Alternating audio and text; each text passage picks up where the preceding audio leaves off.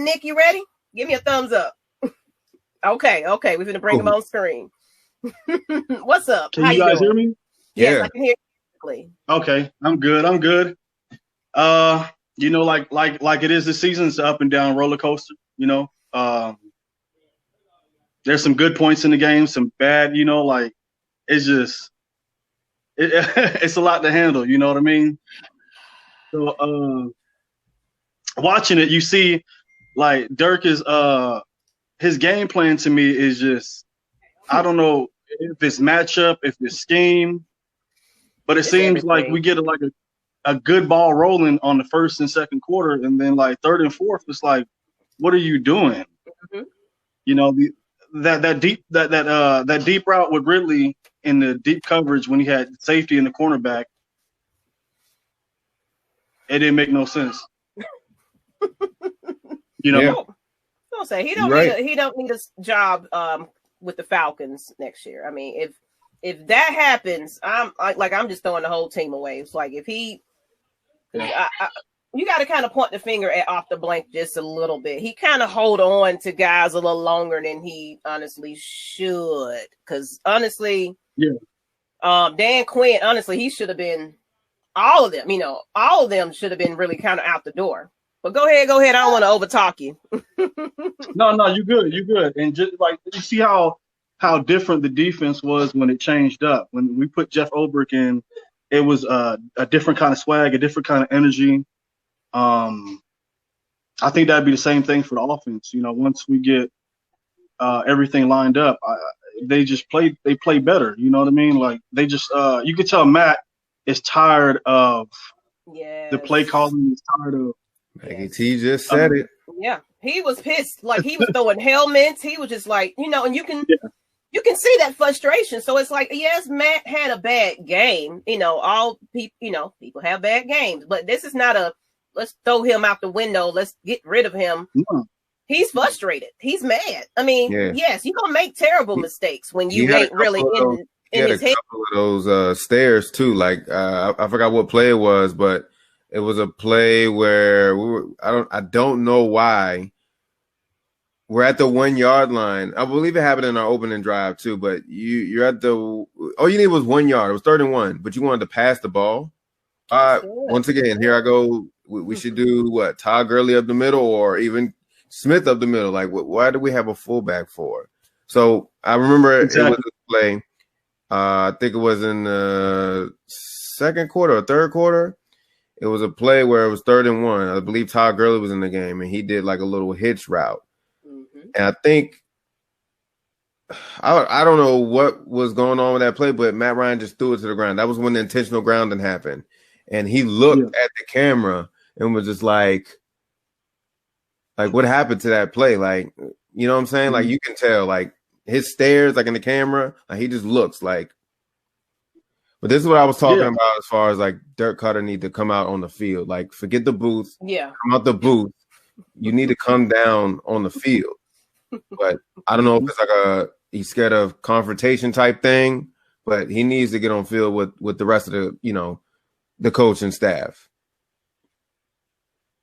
Well, I see this post right here. I think Matt Ryan purposely throws interceptions just to get out of. I don't agree with that one. I don't agree with that one. It's not purposely. It's just it is what it is. Like sometimes in the league 13 years now.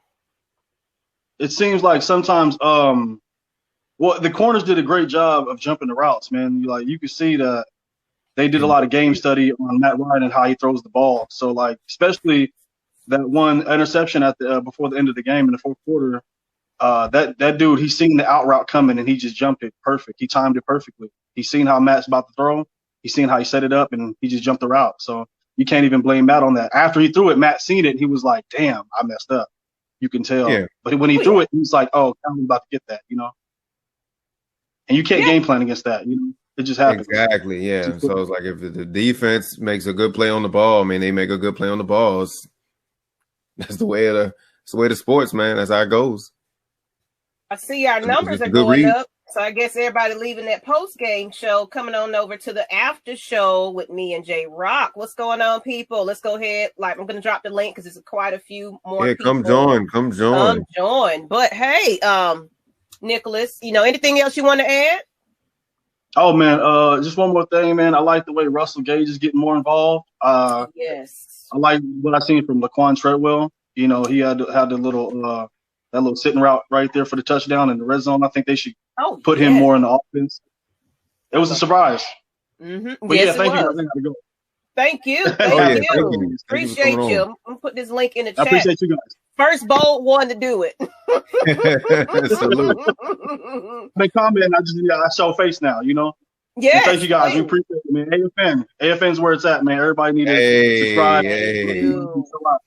Please subscribe. We just want to give the voice to the fans too. Like, we're fans as well. Like, we've never said we were experts, so we have differences of opinions and things like that. Sometimes you might not agree with what one person says, but guess what?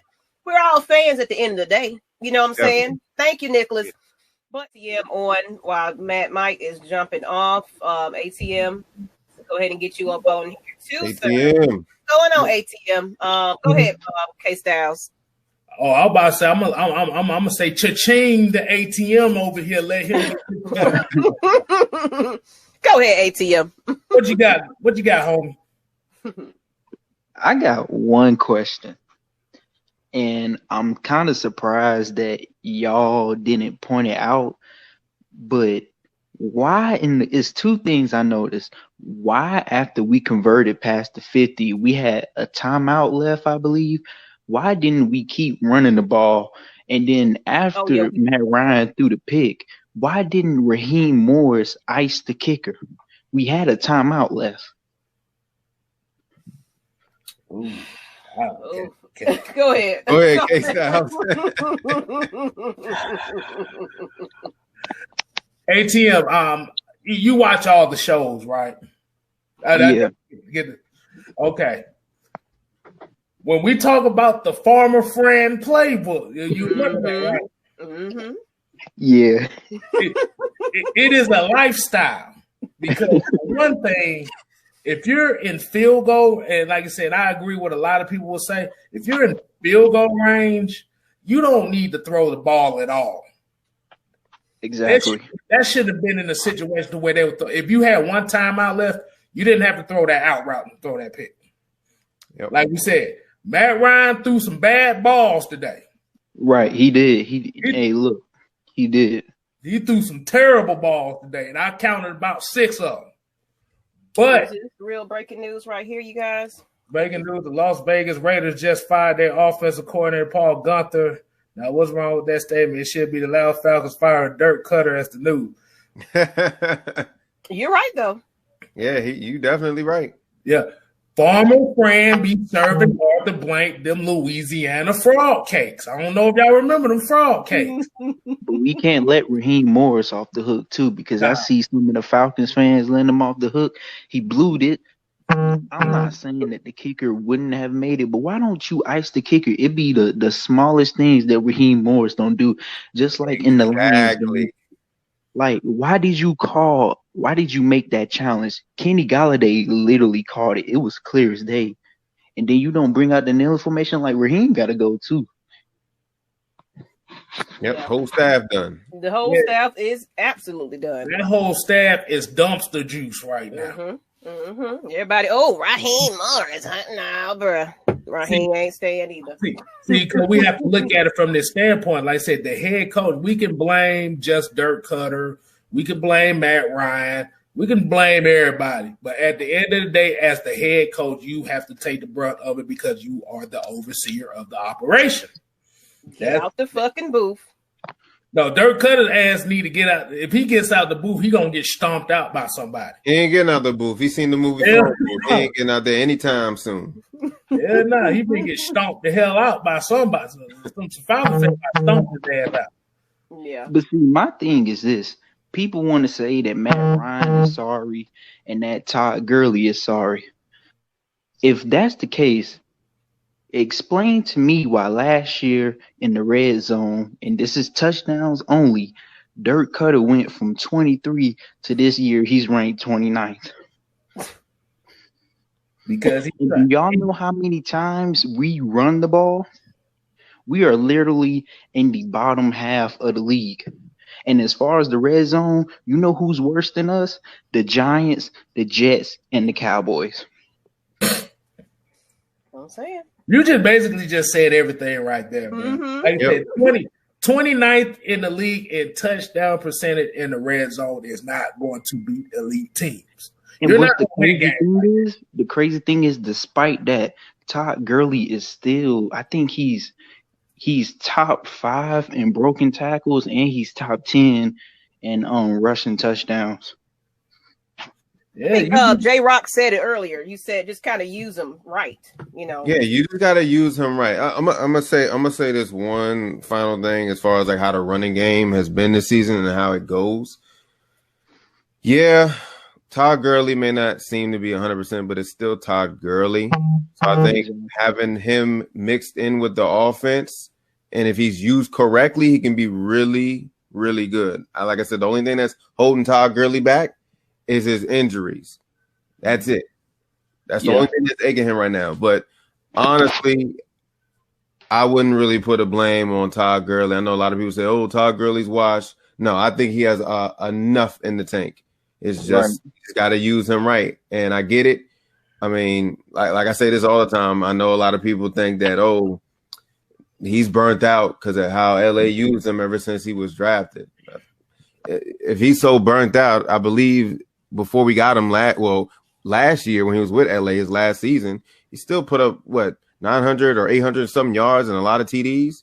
He still has a lot left in the tank. You just got to use him right. That's it. And Dirk does not know how to use him right, and that's clear as day because he's not a running offensive coordinator. He's a pass heavy. That's what I was like. I feel like Matt Ryan is throwing a little bit too much. He does not need to be throwing that much. It should be a balance.